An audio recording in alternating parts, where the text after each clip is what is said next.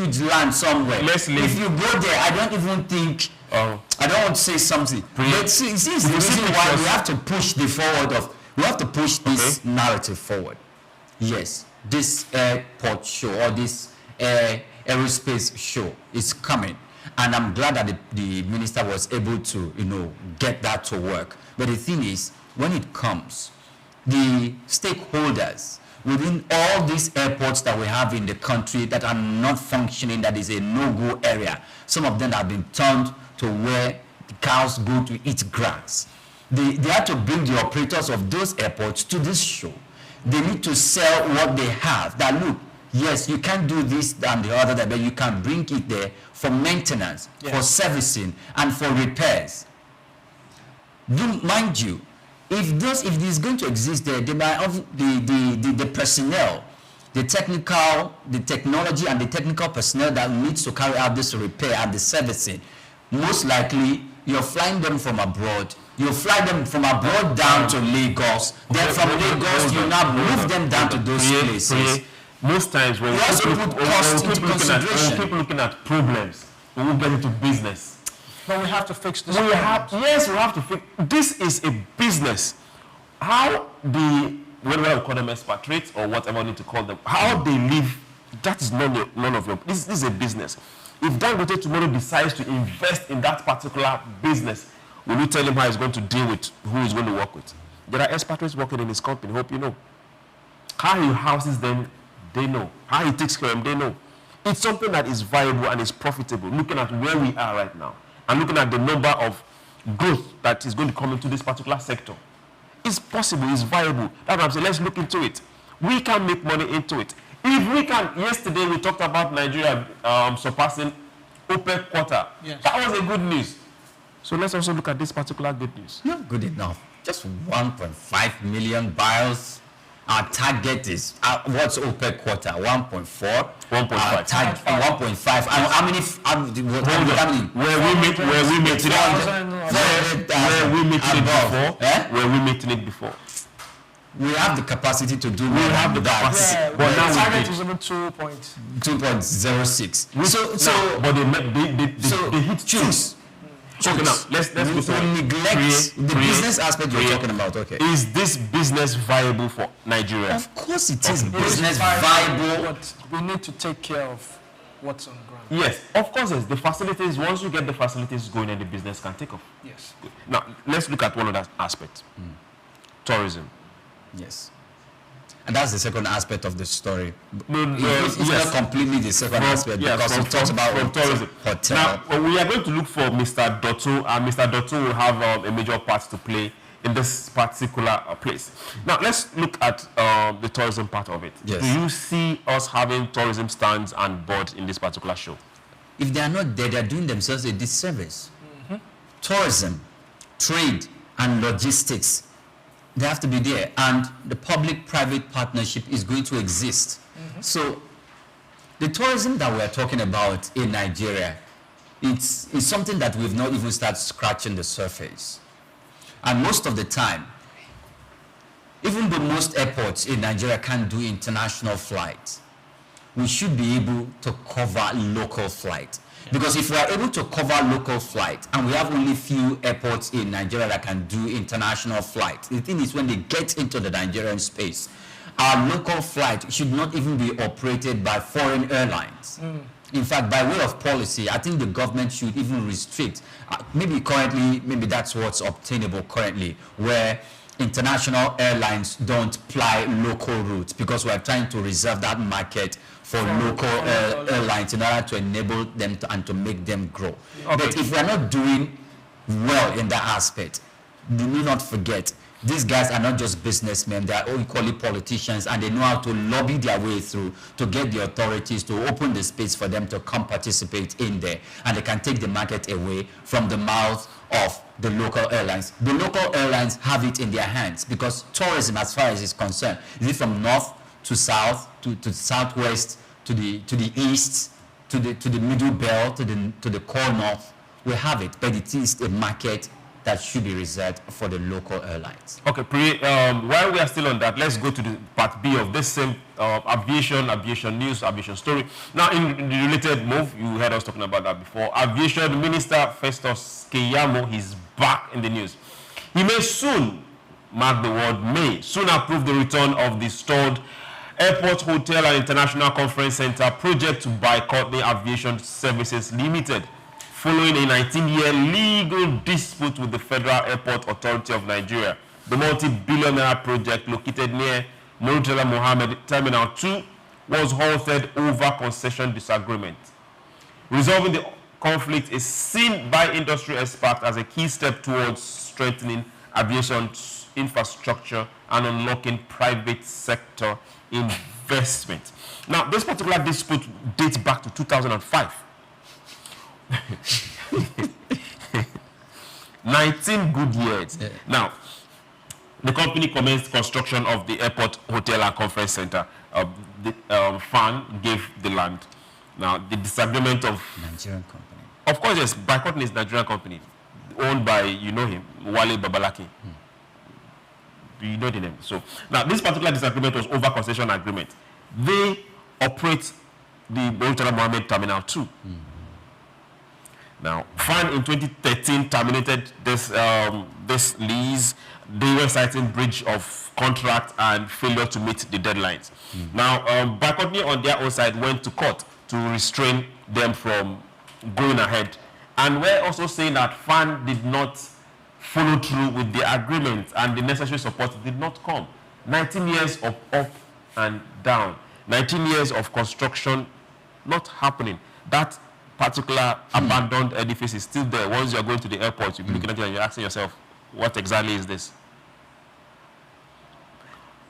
How have we allowed ourselves, will I call it, doctor will call it politics. I most likely don't call this kind of things politics. Interests of a few to affect the whole. I think, first of all, when you consider the number of years that this conflict, had lasted and expanded, it will not be attributed to just regulatory inefficiency or mere disagreement. It goes deep. It goes deep from business to politics, and it goes deep from politics to some other quarters that power tussle became the order of the day to prevent each of the parties can wield power in such a way to prevent the other party from seeing the light of day as far as this is concerned. I want to make, we're talking about hotel here. There's this specific airline, is the Ethiopia airline. They have a specific hotel in there, and it is called Skylight Hotel. It's 1,000 bedroom hotel. 1,000. So the movement of people coming in and going out, you want to get a connecting flight, you land at that airport, you're going to that place, you're taking a room, you're not going far away from the airport where you need to board your flight to your next destination, and it is a beehive of business and economic and commercial activities. I cannot begin to tell and enumerate the job opportunities it created, the business environment, how people come in and go out, and how things are working well for them. So we can replicate same in Nigeria. If you want to talk about some of the hotels that have 1,000 bedroom, is few. So I'm glad that this conflict, chokes, had been solved. So now it's not completely solved. It's not completely solved, but there's hope that there's going to be recommencement of construction. It's going to take place, and probably the edifice, if it's going to change its look from the frowning face that it currently has, dilapidated, neglected for almost 2 decades. It's going to be brought back into the forum of business. And I think if Mr. Keyamo is able to do this as well, it will add to most of the good things that he has done in serving the previous administration and continuing that service of this current administration. Okay, the Knight, let me come to you right now. As a Knight and a fellow. Can you give an advice to Wale Babalaki directly and Fan, as a Nigerian that needs to see things work? Well, I'm not giving an advice, but what I would just say is that airport hotels, conferences, these are ways in which the government can also generate revenue. So if you look at it, it will benefit both the federal government and it also benefit bipartisan and all that. So my hope is that they are able to resolve this so that we can actually bring some in. I mean, it's good if an investor comes into the country. It doesn't, just like Priya said, he doesn't have to go near or far, or far rather. He's lodged in that particular hotel. There are so many services available to him. Even business partners can decide to come and have their conferences right at the airport. They don't even have to move an inch. They can have all the conferences, all the meetings. For instance, maybe Ethiopia and Ghana can say, okay, let's converge, or let's come to Nigeria, let's have a short, brief meeting, or two investors can meet at the airport, lodge in the airport, have the conference in port, and they move. And all that money is retained back in Nigeria. So it's just a way of generating revenue for me, and we should see it as a win-win. See it as a win-win. 19 years of quarrel should be over. Well, a kid born 19 years ago right now can go to war and at the same time can go to jail. So please, we beseech you, Fan and bipartisan, bury the hatchet and let's get Nigeria moving. We'll go on a very short break, and when we return, we'll go to the next story. Don't go anywhere. This is SOUQ Business Landscape. Take Nigeria because it's the mind that needs to first of all be rebranded. Idris said he's going to be putting Nigerian labor, Nigeria content and materials first. If you say Nigeria first and it is just us down here that are pushing that agenda, it's going to be a big struggle. Do you think Nigerian firms, Nigerian organizations should start looking at getting their staff involved in this market or buying to keep for their staff? Within this side, let's also learn citizen diplomacy. See something. This is SOUQ Business Landscape. The rise and fall of Nigeria Airways is a story steeped in mismanagement and missed opportunities. Established in 1958, Nigeria Airways, the national carrier, initially soared as a symbol of national pride. However, a series of missteps led to its unfortunate demise. In 2008, financial mismanagement became its Achilles heel. The airline became bloated with an oversized workforce, hemorrhaging money on profitable routes while neglecting crucial safety maintenance. These issues stemmed from a lack of transparency and accountability. The government, as the majority owner, failed to implement proper checks and balances, allowing mismanagement to foster. Weak regulatory oversight likely played a part as well, with instances of impounded aircraft due to unpaid debts and safety concerns raised by international bodies. Ultimately, the crippling debt burden proved unsurmountable, forcing Nigeria Airways to cease operations, leaving a void and a valuable lesson for the future. This lack of transparency and accountability isn't unique to state-owned airlines. Several privately owned airlines have also suffered the same fate. Effective corporate governance, including robust financial management and adherence to safety regulations, is essential for any airline to succeed. The broader lesson here is the critical role of corporate governance in the aviation industry.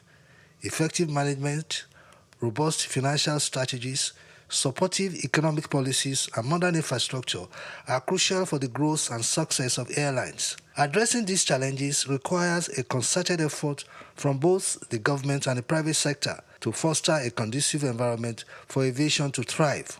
Corporate governance is a multifaceted discipline that encompasses a wide range of processes, customs, policies, laws, and institutions that influence how a corporation is directed, administered, and controlled. The primary goal of corporate governance is to enhance economic efficiency with a strong focus on maximizing shareholders' welfare.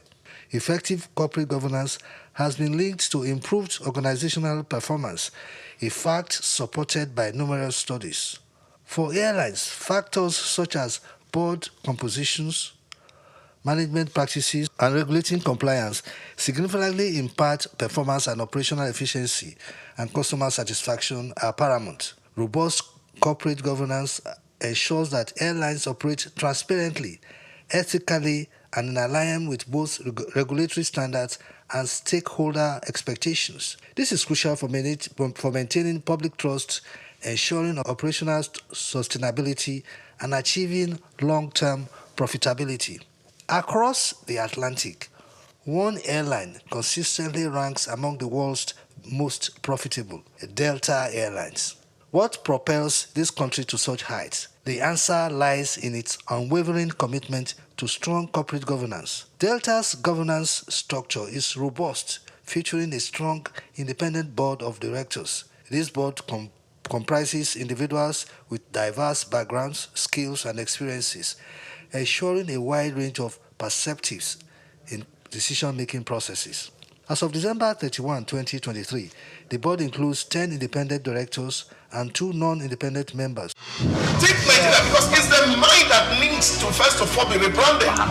He said he's going to be putting Nigerian labor, Nigeria content and materials first. If you say Nigeria first and it is just us down here that, are pushing that agenda, it's going to be a big struggle. Do you think Nigerian firms, Nigerian organizations should start looking at getting their staff involved in this market or buying to keep for their staff? Within this side, let's also learn citizen diplomacy. See something. This is SOUQ Business Landscape. Welcome back. This is SOUQ Business Landscape. Remember, you can join us on all social media platforms. Just go to SOUQNews Television, SOUQNews TV, and we are right there. Follow us and we will follow you back. Straight to our second story, and it's about education reform. The federal government has introduced a new national policy on education reform. Now, this particular policy on non-state schools to regulate and improve private and community-based education across Nigeria. The policy launched by the Minister of Education, Olatunji Alausa, sets national standard for infrastructure, teacher quality, and accountability in private, faith-based, homeschooling, and adult learning institutions. It aims to address poor learning outcomes and raise quality of education amid rapid growth of non-state schools, which expanded by 30%, 39% between 2017 and 2022. The government will offer incentives to encourage compliance, including grants to early childhood centers and reimbursement for enrolling out-of-school children. Now, analysts say the move is critical, given recent data showing over 70% of candidates scored below 200 in the 2025 Unified Tertiary Matriculation Examination, that's JAMB, with only 2 Nigerian universities making global rankings. Stakeholders blame poor infrastructure, low teacher quality, and underfunding. Also, experts say the new policy must be matched by deeper investment and reform to reverse the nation's declining education standards. Each time I get to hear this phrase, declining education standards, I ask myself this question: where was it before? How did we get there? We are seeing a government who is trying to focus on trying to get private schools up to par. So the first question I want to ask in the first place, the state schools themselves, are they up there?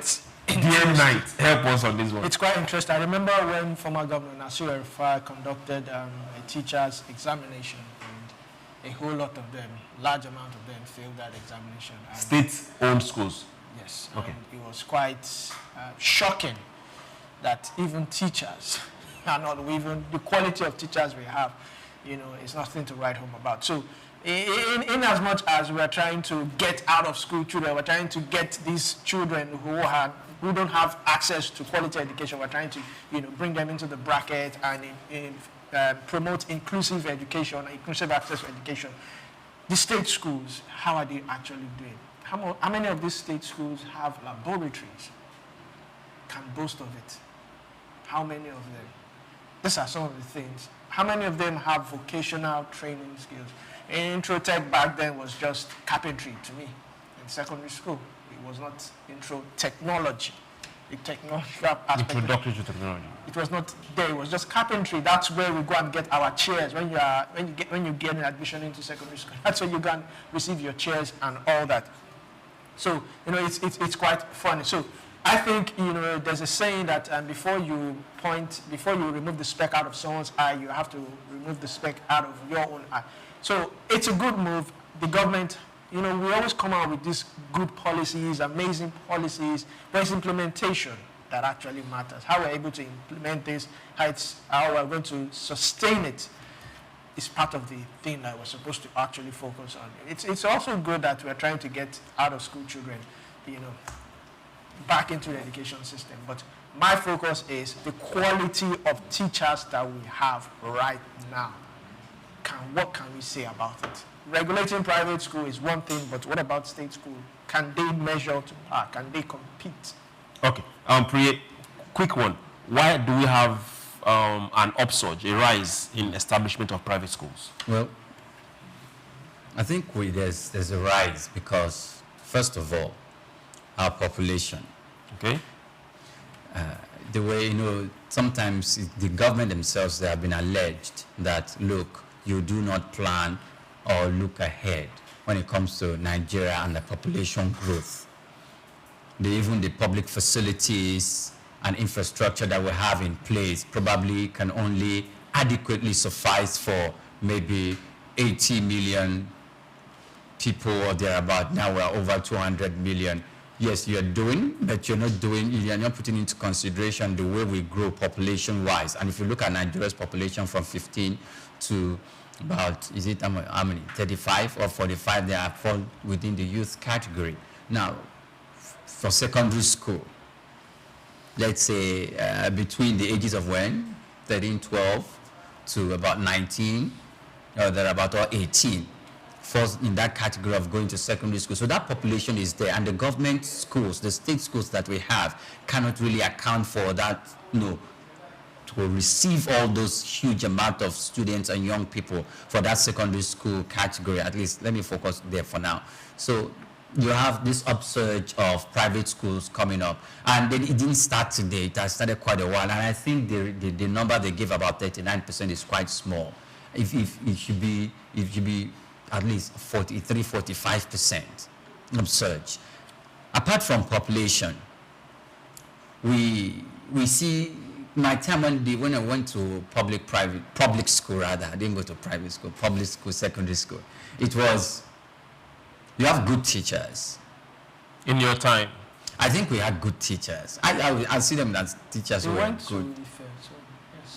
If you come to university, of course, if it's university, I went to public university school, and we are the king of universities as well. Can we concentrate and talk about going back to our conversation now?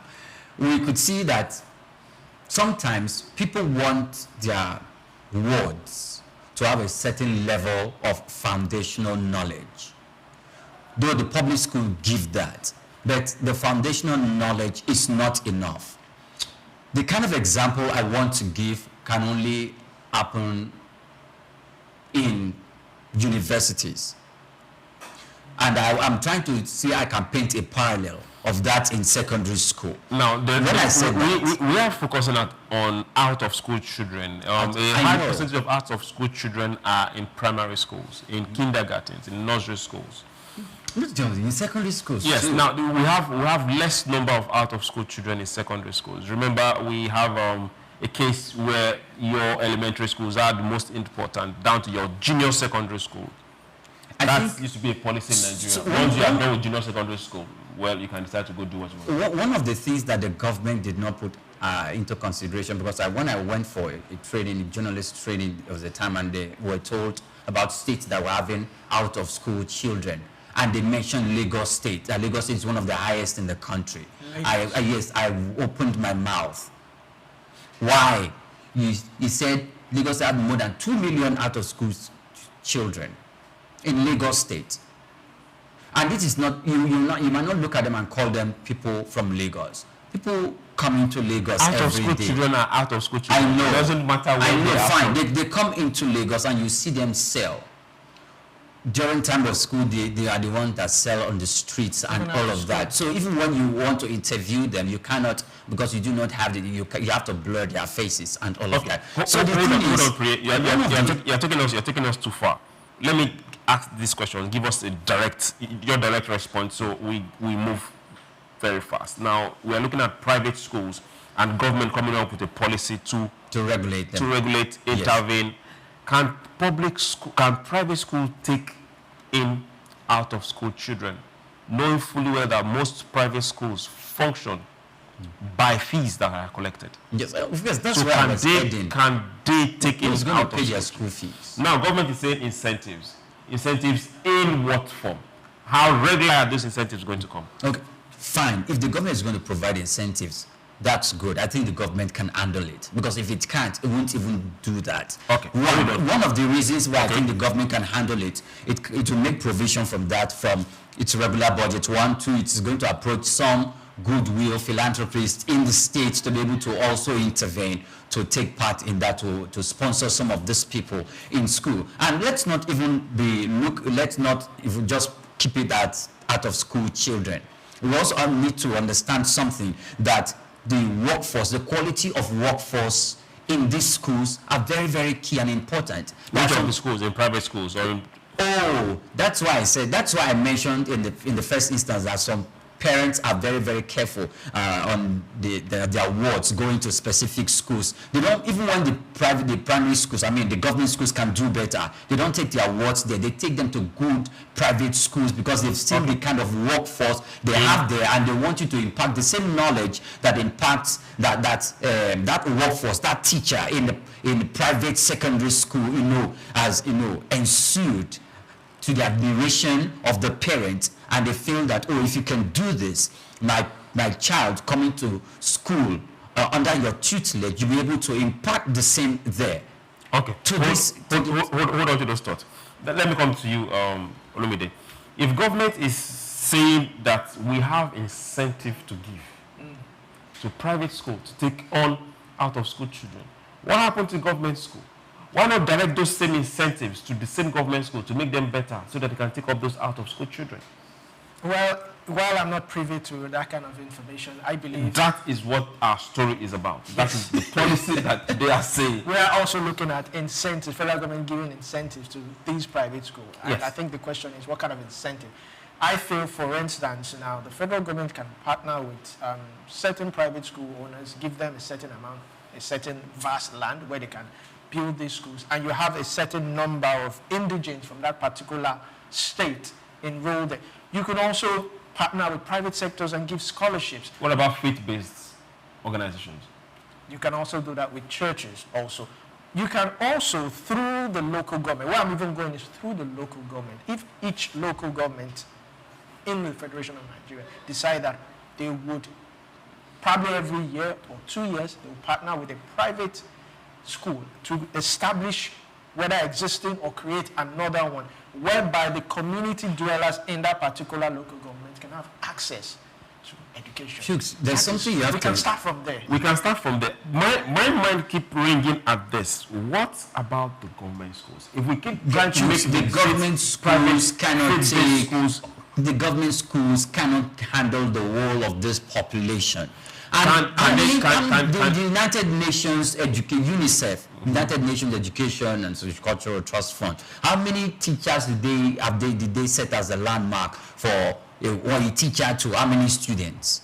A teacher to how many students? Probably a teacher to maybe like 20, 25 or 30 students. I'm not specific. So, if the government were to handle that, if the government were to say, okay, let's follow that, they are not following that, by the way. if the government to say, okay, let's follow that, let's do 100. In my time, we want to more than 150 in my class. Yes. In secondary school. Yes, in secondary school. Thank you very much. Fine. You don't know the time the number starts depleting. The number starts depleting from 150 to 70 to 80. Then you start asking yourself, okay, where are the many 70? Where are the many 50 that we started together? Some of them had to stop on the way. Now imagine the teacher, the workforce that will walk into that class and look at the students and start teaching a whole sea of heads. You are taking them in specific because you cannot effectively manage them and to have effective feedback from each of the students in the way and manner they understand what you are teaching them.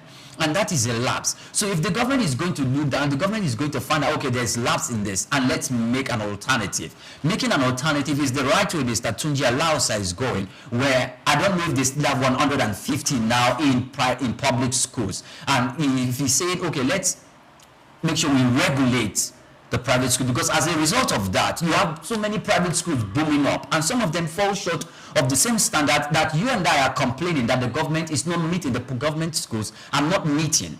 And if the government schools are not meeting these standards, the government is battling with that to make sure that their schools try to meet these standards. And because of the shortfall that we're seeing, we see lots of people in the system that needs to go to school. The private people are setting up businesses by way of establishing schools, and they now fall short of that standard. The government needs to, while it's trying to meet up with the standard, needs to also bring these private people to come to standard. If not, we'll all be producing products that will not have the capacity to run our system. Okay, now let's ask ourselves this question. A major indices that popped his head here was the low score, the last matriculation examination. And everyone is blaming the schools. Why are we not also looking at the homes where these children are coming from? The homes? Yes. Why are we not looking at the homes where these children are coming from? Who is taking responsibility for your word coming from the home? Is it just the school? Are we putting all the whole blame on the school? For me, growing up, it was not like that. I wasn't scared of what was going to happen in school. It was what was going to happen at home. I can't take a bad result home. So I have to do, between the house and school, I have to do better. So who is taking that responsibility at home in making sure your ward gets the work done in getting themselves educated? Yes, I agree with you, Chooks, too. I could not take... I remember there was a time I was given a suspension in school and I could not even go home till evening because I knew what my dad would do to me. Now, but if you look at the modern day society where we have everybody, we are in a work generation whereby the mother and the father, they are both blue-collar workers and all that. But if you look at it also, the reason why people blame the school is because most hours is spent in the school. Whether you like it or not, the teachers are some sort of like... surrogate parents? Thank you. Because they can actually see the particular child that is doing well, a particular child that is not doing well, a particular child that is playful, a particular child that likes solving mathematics. They can actually detect those kind of children early. The father might be too busy, the mother might be at home, making sure that she, in between... Are we excusing the parents? We are not excusing them. We are not excusing them. That's why, they said that even though, yes, the society also trains your child, you also have to be up and doing. I remember coming home, my dad would ask me, where are your homeworks? Where are your books? What did you learn today? I don't know whether that culture where it's slowly declining or there are so many things, indices have been introduced, but that was how it was back then. But now I think, well, maybe we need to also get back into that kind of thing. Parents need to start taking responsibility. Then you also have children from broken homes. How do we solve that? Probably the mother is the breadwinner, or the father is the one, and the father is probably away. We used to pride ourselves as being Africans. We pride ourselves as being people that come from families where we don't know the word broken homes, because somebody steps up and take responsibility as Africans. But now this is where we should start asking ourselves that particular questions. Should parents, why are parents stopping being parents and just being friends to children? That's why they send them to boarding schools. They send them to, they just ship them away. So some who can afford the luxury would get lesson teachers for them and say, let the lesson teacher take care of that. That's okay. Priya, let's get down to leadership. Are we seeing a breakdown of poor leadership trickling down over years in the education sector? Okay, I think it is both ways, because it's both ways in the sense that you could have parents. You see children come from good homes. Some children, some students come from very good homes. Sometimes you look at them compared to yourself, you know they are coming from good homes. Probably you've been to their homes and you've seen how responsible the parents are in catering to the needs of the children, and the way they have equally instructed their children to conduct themselves outside the home. And this word, don't forget the son or of who you are, you know. But you know what? These students can still go out. The parents are not there to man them all the way.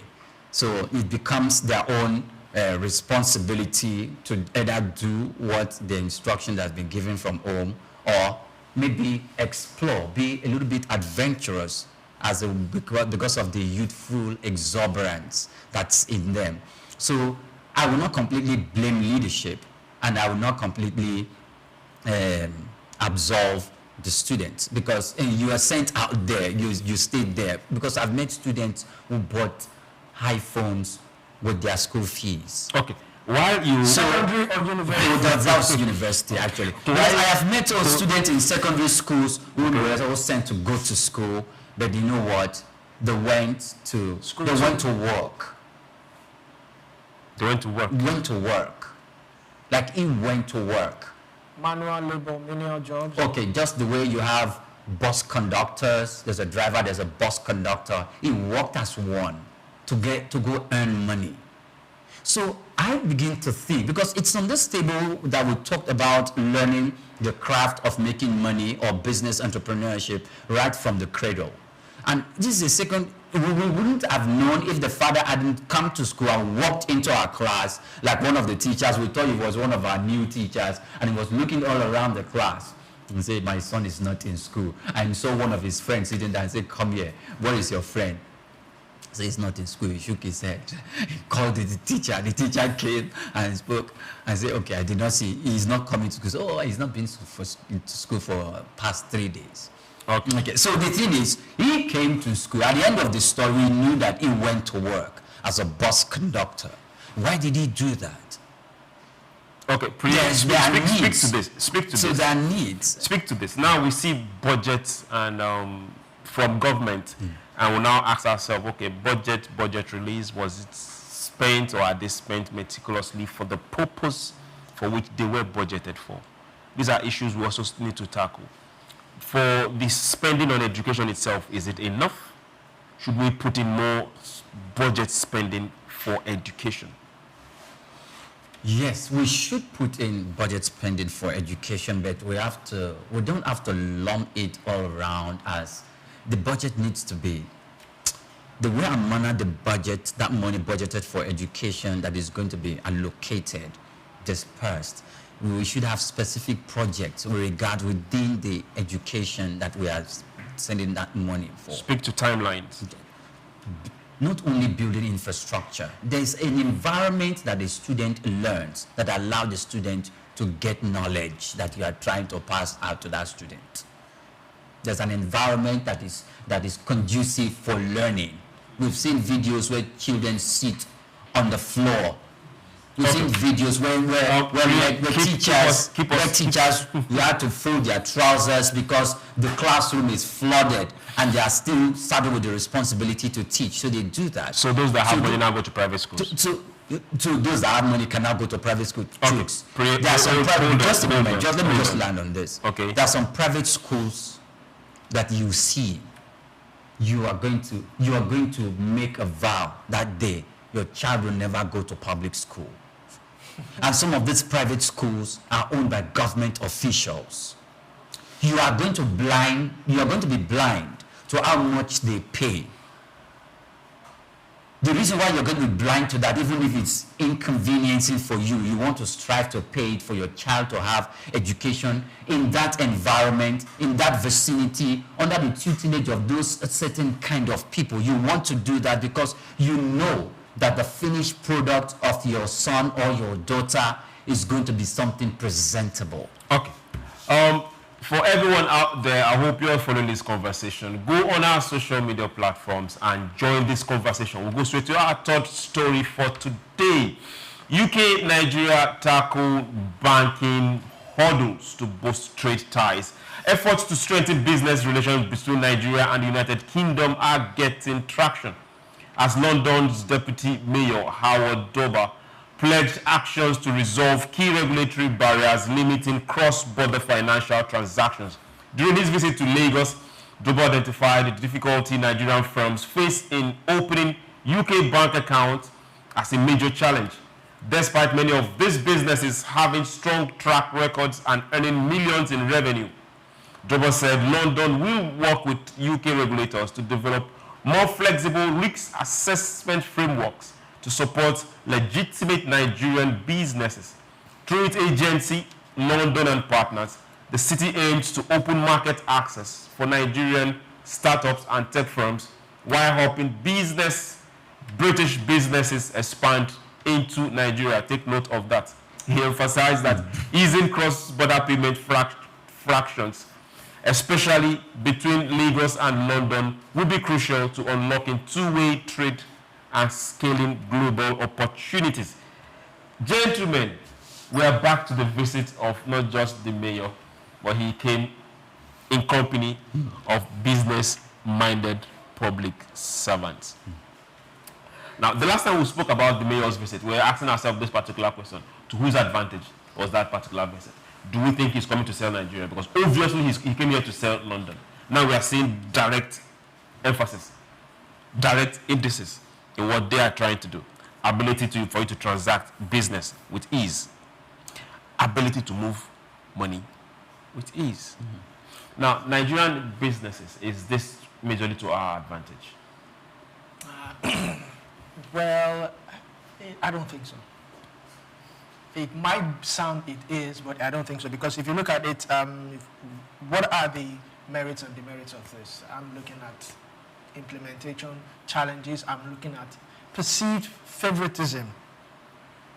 The larger firms with a sizable amount of capital may be favored and sidelined with the smaller firms. So it depends on what is the aim. And like you said, it's for Nigerians to be able to trade with Nigeria, which means money is leaving Nigeria. Opening bank accounts in the UK. Money is leaving Nigeria and going outside the shores of Africa. So I don't think it will favor Nigeria. Okay. Nigerians are having problem opening bank accounts in the UK. Let's look at it this way. Why are we not focusing on the bank accounts here being able to directly transact with banks in the UK instead of just opening UK bank accounts or opening UK accounts? Okay. First of all, for them to open a UK bank account there are benefits. Because I don't think if you live in the UK and you don't have a UK bank account, how are you going to be able to transact or carry a transaction deals within the UK? The deputy mayor is talking about Nigerian businesses here in Nigeria. Nigerian businesses here in Nigeria opening a bank account. This particular story stemmed from their visit to Lagos. Well, for this day of technology, I don't even think that should be a problem. Is there a need for it? Whether there's a need or not, I don't even see it as a problem, except probably the businesses. The businesses are not looking at other possibilities because there are other routes. Businesses are beginning to own crypto accounts. Thank you. With which they do transactions, and we know that these claims are part of those that there's no barring businesses or individuals from owning crypto accounts in those claims. If you own a crypto account or if you own a crypto wallet, that particular asset is stored and domiciled within you. I don't know if you understand. Now, that money is not in the UK. It's not in the UK system. It's not in the Nigerian system. Yes. Good. Now, they are looking forward to your business having money in the UK system. Boosting their economy. It's not by force. No, we are not saying it's by force. We're not asking ourselves, okay, see the way they are working towards making their system work. Of course, they want your capital to come into the economy. So we on this side, what should we be doing? How much of the marketing should we be doing? What should we learn from on this table before, I like these people because of the way they think. Think not just business oriented. They know what they are doing. They are thinking, and they want you. In fact, they are taking what belongs to you, and in fact, they are talking to you and trying to win you to have your business over there. That's what they want. They know that Lagos. Look, the trade between Nigeria and the UK. Nigeria is the second largest African doing business with the UK, going over £7 billion, apart from South Africa. £7 billion is not enough, because if we even tend to wait, how much of the £7 billion are we getting? How much is going there?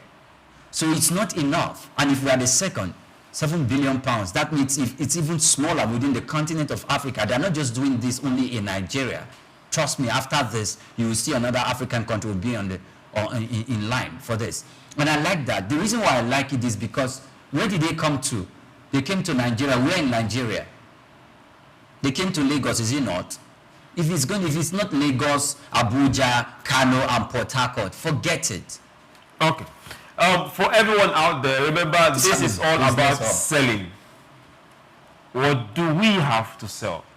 The mayor came to Lagos and he deliberately, mark that word, deliberately sold London and sold their economy.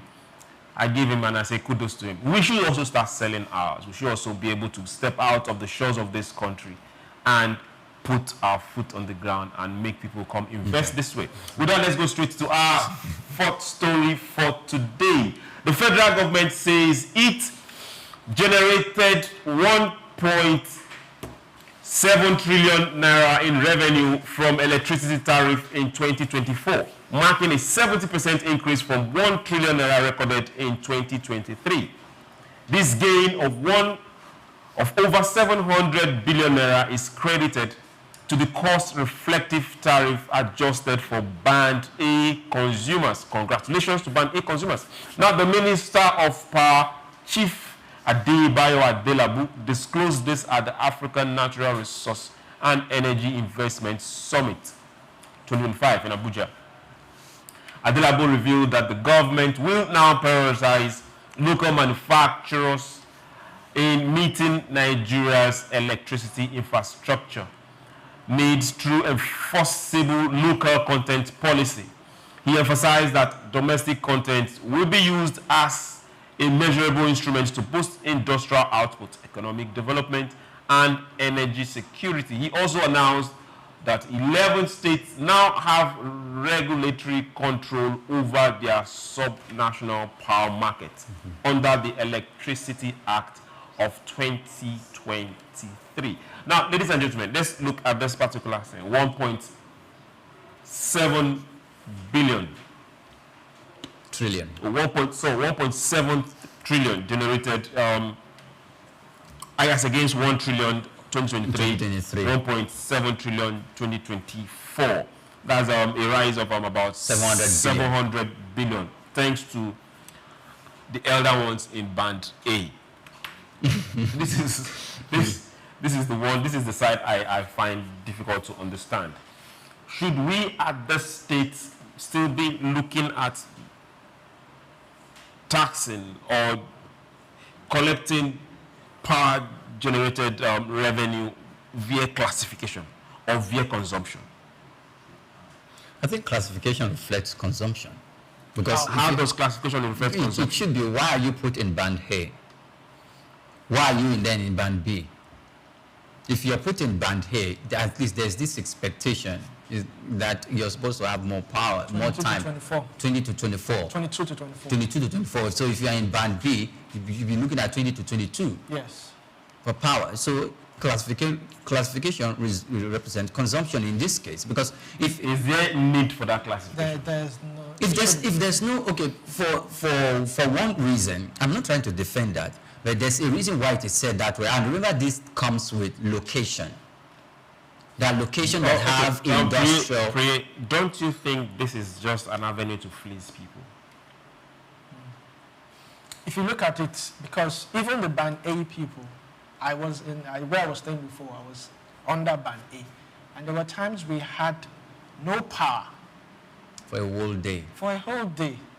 And the sad thing is, now for Band A, the amount of tariff is different from Band B. Band B. It doesn't matter the number of hours that you have power. And even where it gets funnier is that sometimes you receive a message that you've been upgraded to Band A from Band B, and you're wondering, like, did I request this? Like, you didn't seek my consent for it. I don't want to be upgraded. Could you please let me know? I feel Nigerians should have access. That's the basic social amenity, access to power.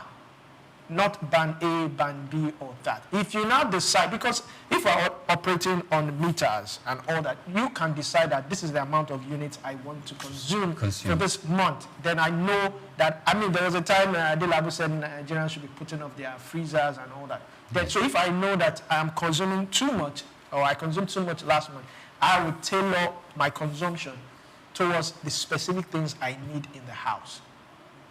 Okay. Now, let's look at ability to generate funds, generate revenue from investment.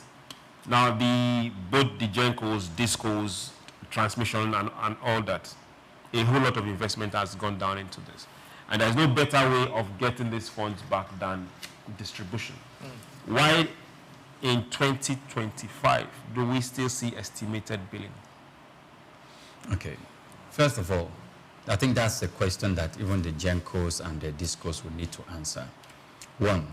The other thing is this. Recently, the increase of the 50% increase in telecommunication tariff, including the NCC and the CBN, they've told us that as a result of the increase, the operators, they have gone to buy equipment that are worth over, is it $1 billion or something? Is it in telecommunication? In telecommunication. Okay. I'm just trying to... Yeah, they did that as a result of the increase. Now, as a result of the categorization of Band A and Band B and the Band Cs, we've seen an increase of 700 billion naira.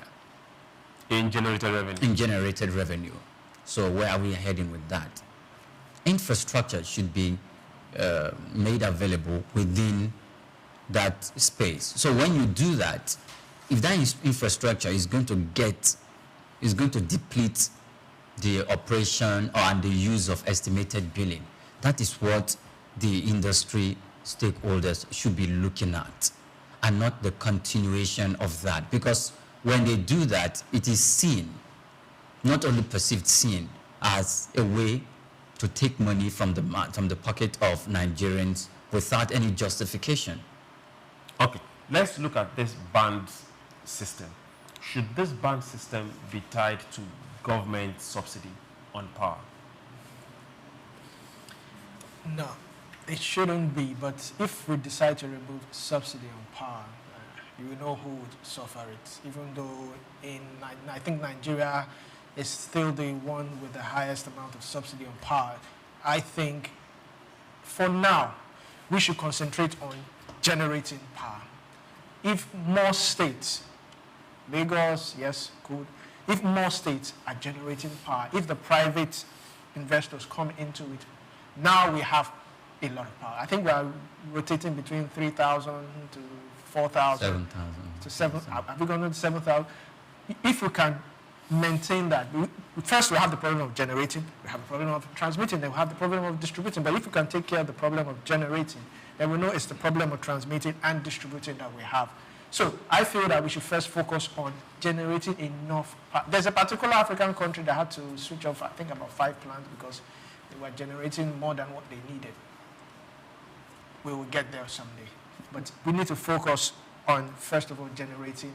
If we have a lot of investors generating power, I think it will bring down the price, or to bring down the whole consumption and everything. It may not necessarily bring down the price, because the cost of generating power will need to, when you estimate the cost of power generation. Then what? When you take off subsidy that you just talked about. Because one thing, my concern is that currently with the amount people paid for power, and you said this is at a subsidized rate, that's a problem. Let's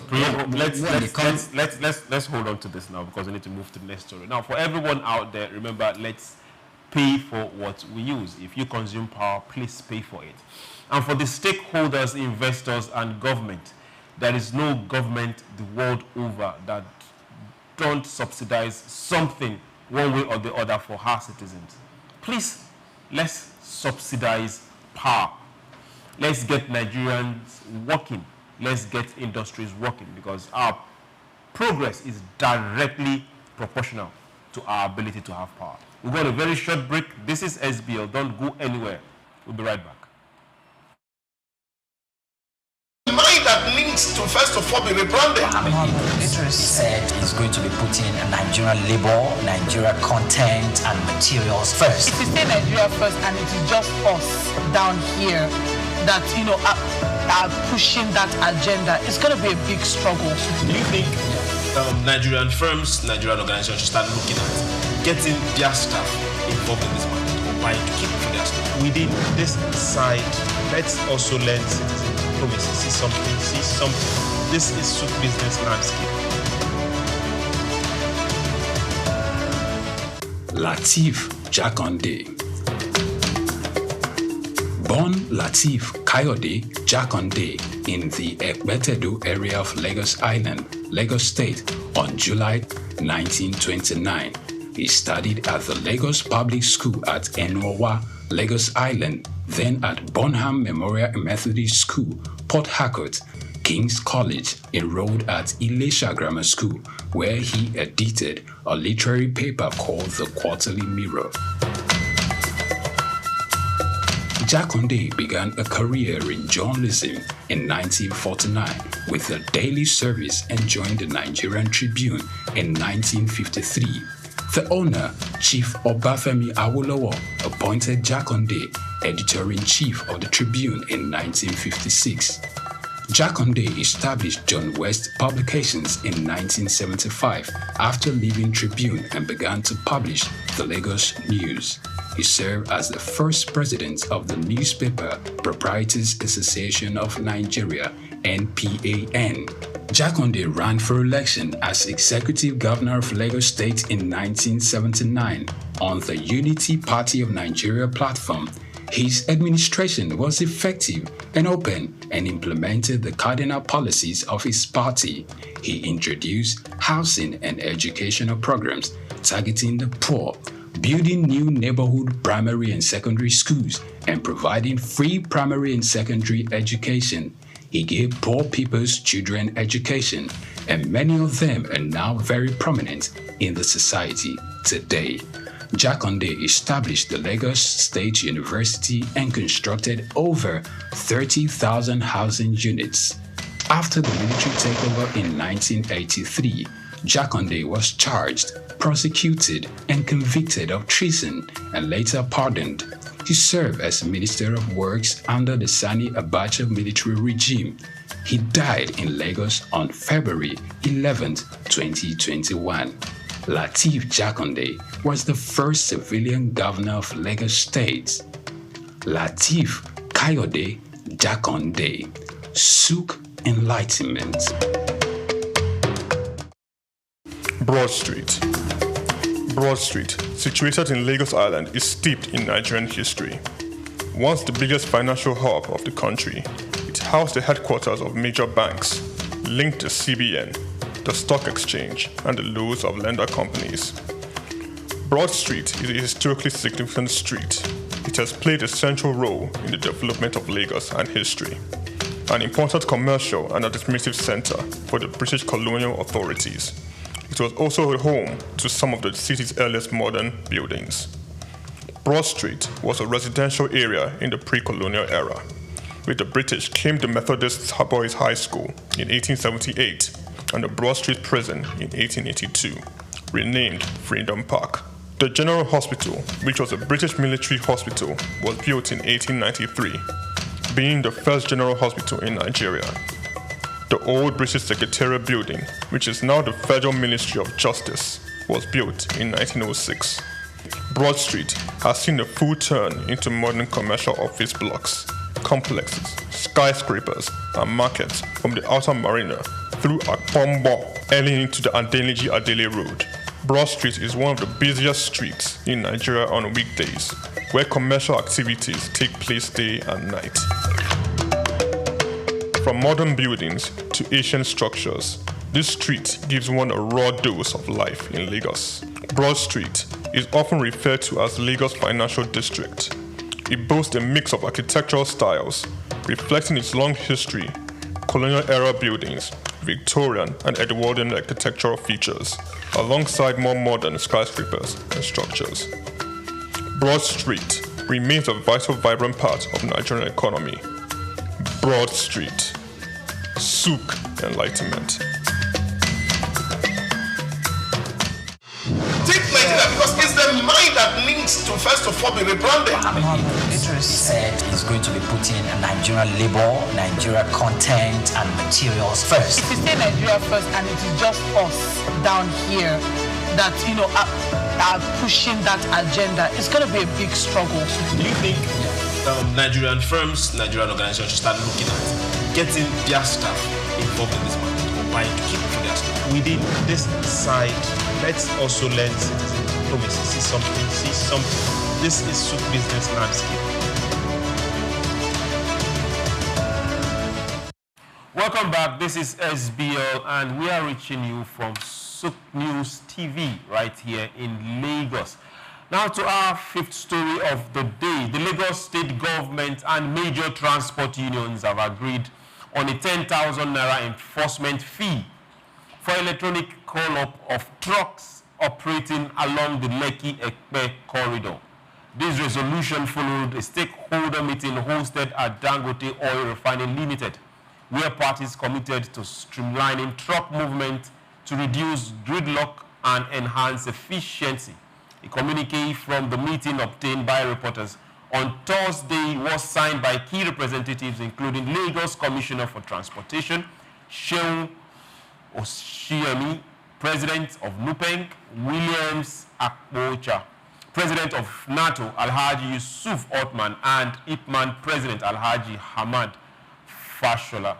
The electronic call-up system is aimed at improving logistics coordination and ensuring safer, faster cargo transit within the corridor. Gentlemen, now another taxation is out, but not specific for truck owners, trucks operating within that particular corridor. 10,000. Now my question is it 10,000 every day or 10,000 when you come to load, or we need a lot of specifics in this particular one. This particular 10,000, is it going to be aside what all those boys Agbero in each junction collect from them? No, of course. Those 10,000. You can't move down. The one the boys collect from them are not statutory. That one is what? They are not statutory. They are not government sanctioned. I doubt if those ones are government sanctioned. I don't think those. But they submit to somebody. They answer to somebody. Who did they submit to? Who did they answer to? Did the government say they approved that? We don't know whether it's government or not. Let's talk to somebody. So if they are not, the government will tell you. Let's talk to a son of the soil. I am not the son of the soil. I'm also the son of the soil. You are also the son of the soil. So you have to know if the government is behind that. If the government is not behind that, the government will look at you in the face and say, no, that this is actually what the government is saying. And little wonder you have the minister or the commissioner of transportation there, like you mentioned, his name is Shehu Oshiemi, is there. So you could see that the government presence is this, that the government sanctioned this. And what could be the reason? Is the trailers movement, there's been this suggestion to governing authorities that, look, trailers are going to be carrying petroleum resources or petroleum product. should not be running around during the day. Is it just trucks carrying? They should start working from 10, 11 p.m. at night because of the danger. We've seen in this country times without number where some of these trailers, by way of the dilapidated nature of the road, fall down and people trying to scoop fuel. Hold on. That is a major spot for things like this. Dilapidated roads in Lagos. In Lagos. We don't have. Okay, fine. Thank you. So whatever they're trying to do there, they're trying to make sure that, look, we need to provide some form of sanity. Because if Lagos State is busy built, we have rail lines, and the rail lines can move around. Or the rail lines that can do interstate, connecting from Lagos, Ogun, Abeokuta, connect Oyo and those other states. By the time we start running those, then those rail lines or those coaches that we're going to have there should be designed in such a way that we're able to ferry those products as well. So that we can across town lines. Yeah, across town lines. So we can reduce it. But for them to put that 10,000 naira is to let the traders know that, look, except you have business here, please don't come. Okay, now let me get back to you. That this particular question we're looking at, Priye just shied away. They won't say anything about it. And he was talking statutory and obligations we don't know about. I wasn't shying away from this 10,000 naira, they call it e-call-up e-payment, now is majorly going to come to those that are going to operate up to the Lekki Free Trade Zone. Because I see that is majorly where maybe it's likely going to be enforced. Or maybe those going to cross one of these e-gates, that's where it's most likely going to be enforced. What about this other, I can't call them non-state actors, because we see them in uniform, that get to stop these trucks around that axis and still collect some amount of money from them? How do they cope? Because I remember early this morning, I still saw that challenge and fight happening on that corridor. So how do they cope? How do we manage this conflict that is brewing? Well, I think it has to do with we have to come together. A joint meeting has to be proposed. You are saying non-state actors, and law enforcement officers to also collect these, I don't know what you call them, levies and all that, across expressways and all that.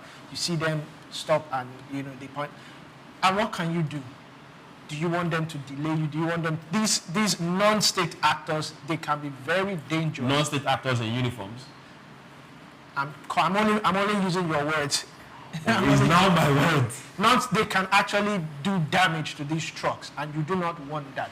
So, yes, we part away with certain amount. So I feel that maybe the Drivers Association and all that, they need to come and have a meeting. You are referring to the NURT, if I'm correct.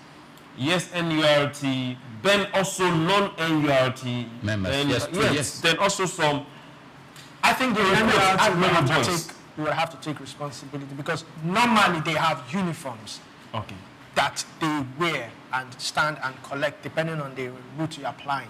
Now, for those who are not wearing uniforms, it is the onus is on the NURT to be able to regulate. But we see them working hand in hand sometimes. Yes, with the NURT. They know them. You see them do that. They know them. They know these non-state actors, people that don't wear this. They know them. They can actually fish them out. Because whether you like it or not, from my own little knowledge, these non-state actors, there's a jurisdiction where you can actually operate. You cannot leave your own jurisdiction and go and operate in another jurisdiction. Encroachment is not allowed. Encroachment is not allowed, except the person who is in charge of that jurisdiction says, okay, probably be my substitute, or just, okay, collect so amount for so time. So they know all these things.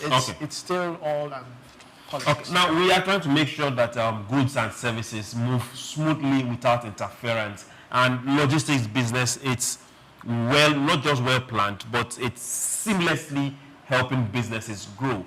Let's look at it now. Safety of both man and material.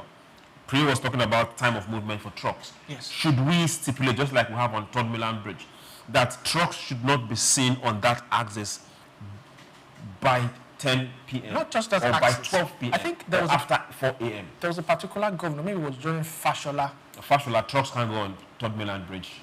I think it was around 10, from 10 upwards. So what you would see trucks parked at one side of the road, waiting till night before they move. I think we need to have that to ensure some sort of sanity and safety, because that particular bridge I mentioned, or Teda Bridge, is notorious for these accidents, and we need to start looking for measures to curtail that. So let's look at this axis now, because we have a port that is just down the line. We have manufacturing companies and a free trade zone just down the line, and truck movement has increased on that particular zone. It's really and that place is all residential till you get to the port.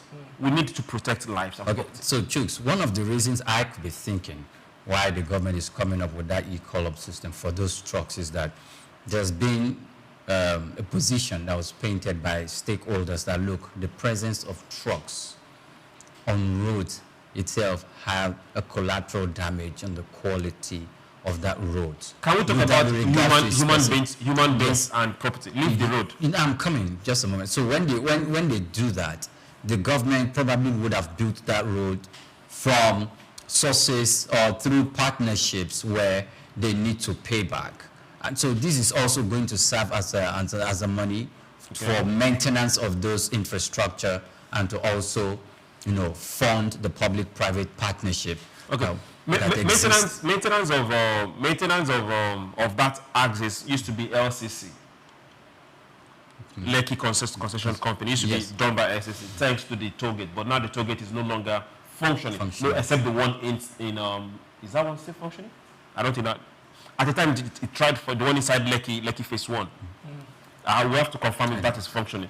But right now, we don't see LCC doing what they used to do before. So I think it's Lagos State government that are still taking back that particular responsibility. So, but for safety of both the truck themselves, the human beings driving them, and those living in that corridor, just like you said before, should we say state enforce no movement of trucks between this time to this time? Of course, they should, to bring regulation, to bring proper regulation for that. And that's what I'm going to say for that. And if the governing authorities are able to come out to impose this money on this by way of, for whatever reason they are imposing it, those boys collecting by the side, if they are not the ones that send them, they should send the law enforcement agencies after them. After them. Because if they do not do that... No. Can you say send the law agencies after the boys? Yes, not to... Call the name. Not to collect money. Call the name. Of course, you've called the name, not to collect that, because it will be seen, looked at differently. Because I had argued this conversation, and you were mentioning those who put on uniforms. There's a conversation and a debate out there that those who put on uniforms actually remit to the local governments in those areas. I think they remit to their NURT boss. There's an arrangement between them and the local government within the vicinity that the local government have charge, so that this is an arrangement. But there are some others who are not in the frame of that arrangement, and they should be booted out of the road. They should be taken out because they are bringing extra cost to businesses that are running these trucks, and it's not good. We have 4 more minutes, and we have to take one more story, and we will tell you. Thank you very much. Now, for the last story of the day, the House of Representatives have passed 2 major cryptocurrency bills, signaling a bipartisan shift towards regulating the digital asset industry. The Genius Act, which sets rules for stable coins tied to assets like the U.S. dollar, passed with 308 votes to 122, and now awaits President Donald Trump's signature. Meanwhile, the broader Clarity Act, aimed at creating a regulatory framework for cryptocurrencies, passed with 294 to 134 votes, attracting support from prominent Democrats despite internal party divisions.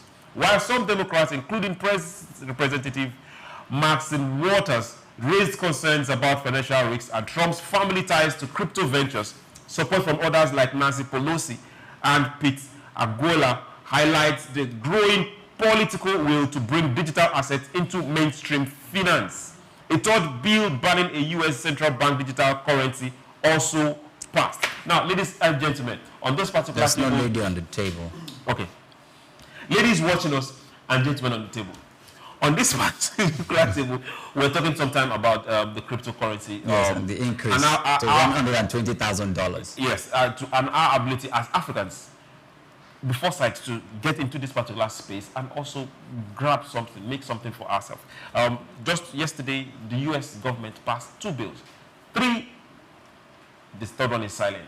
We see them bringing this into legislation. Yes. Because they see potentials in it. Let's now talk as Africans, as Nigerians. We have less than a minute. What should we be doing?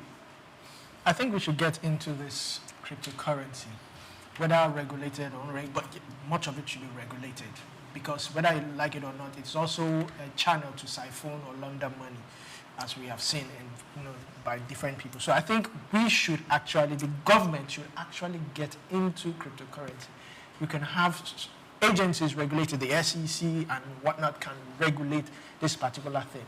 So that, yes, we know, then of course we'll have some sort of mechanism that is monitoring. It might be a bit dicey how to monitor these cryptocurrencies, the activity. Just like you said, you can actually see that it went from a particular place to a particular place, but you cannot tell the actual person, but you can see movement. So monitoring it might be a bit difficult, but I think there's a lot of potential if agencies, ministries, departments invest in this cryptocurrency, and if it's now if it would be widely accepted as another means of transaction. Okay. Priya? Nigeria is a major market for cryptocurrency, and you know that Nigeria is probably one of the biggest markets for the peer-to-peer trading of the currency.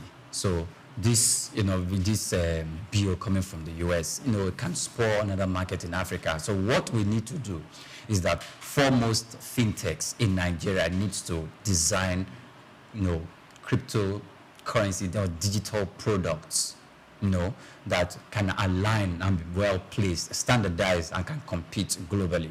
Because if we are waiting for the government, we may not really do that. And I can't really blame the government that much, but we could even see what the CBN and SEC is doing in this case, in the fact that they've taken a step in the right direction towards that, but we need private individuals to stand up to it. You know what? I will not be surprised if we come here next week and the price of cryptocurrency has gone from $120,000 to something else. And I also not be surprised if in the market, electronic and digital products would have gained some more market value, because as a result of this bill.